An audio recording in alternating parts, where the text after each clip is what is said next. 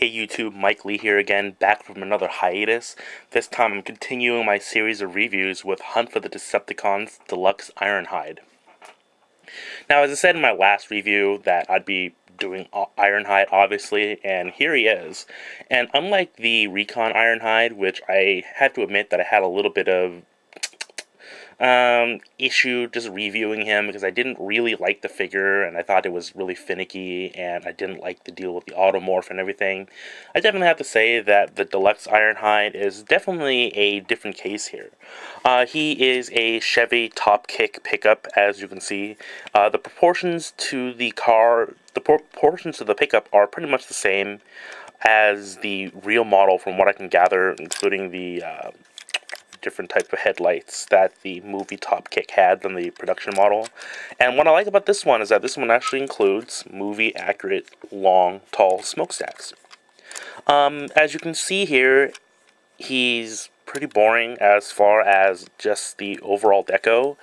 Black with some silver, the red GMC, and red headlights, and that's not much. You can probably notice here that I put this Nest decal right here and this Autobot insignia on the back. These are some decals from reprolabels.com, and I'll be putting up the link in this video and in the description box. And, well, not much else here except that he rolls. He can mount his gun turret right here and here, but unfortunately I'm not going to be showing that as I'm going to have to remove this thing. Well, I can show it for you a little bit. Maybe. Nah. As far as transformation goes, it's a very nice transformation. A little more complex than some deluxes, but not so overly complex where it's hard to deal with, and here we go.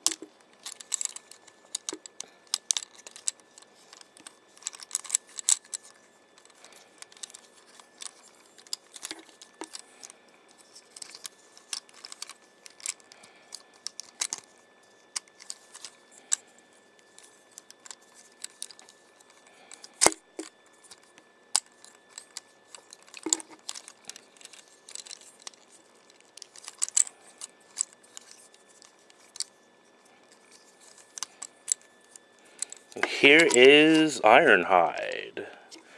Ironhide is representative of his movie look. Movie 1, where he didn't have any of that Nest identification on him, where he's just a plain top kick. And in this mode, he is definitely much better than the Voyager one as far as overall looks go.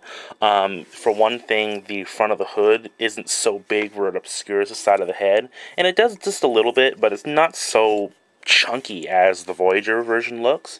So I think that it just makes him look better as far as his torso goes.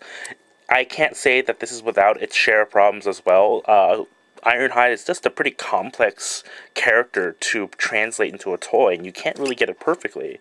And in this case, you have a lot of this kibble on his arm, his truck cab part. And you can see right here, this gun extends out all the way out here and hangs in the air. He does have two guns. When you first see this preview picture, he doesn't have... Some people thought that he didn't have another gun, but this is actually his turret that was in the Revenge of the Fallen game, and you can see it attaches onto the main... It attaches onto his arm in his robot mode, and the legs of this turret actually come out to form this little ground turret that you can put on. As far as articulation goes, he's not too bad. He's got the standard range of articulation. You can't really do much for his arms, though, due to the weird proportions of his arms. As you can see, his forearms are really big in comparison to his upper arms right here. He's got a hinge on his knee, but the kibble kind of obstructs how you can pose it. He's got a hinge right here on his ankle and a hinge on his ankle right here. No waist articulation. The hips are on a ball joint. He's got upper thigh swivel, which I really like. I'm a big fan of upper thigh swivels.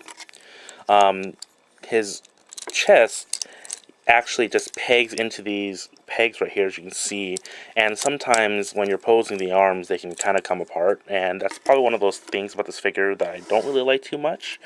But overall, I'd say that if you were to get any Ironhide figure, and if you're not worried about the size, oh yeah, he's just like Hailstorm.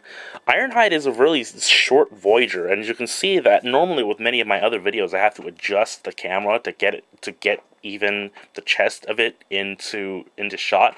I haven't moved the camera at all, and as you can still see, just like with Hailstorm, that he's just a small deluxe. But I don't find that too much of a problem.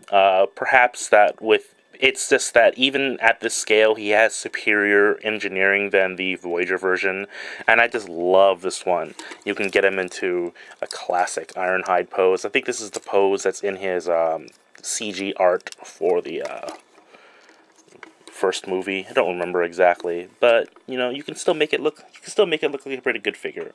I'd say get this deluxe one over the Voyager one, unless you really like to have a Voyager Ironhide. No automorph, and he's not as finicky as the Voyager version is. Up next is going to be a review of RPM Stealth Force Barricade.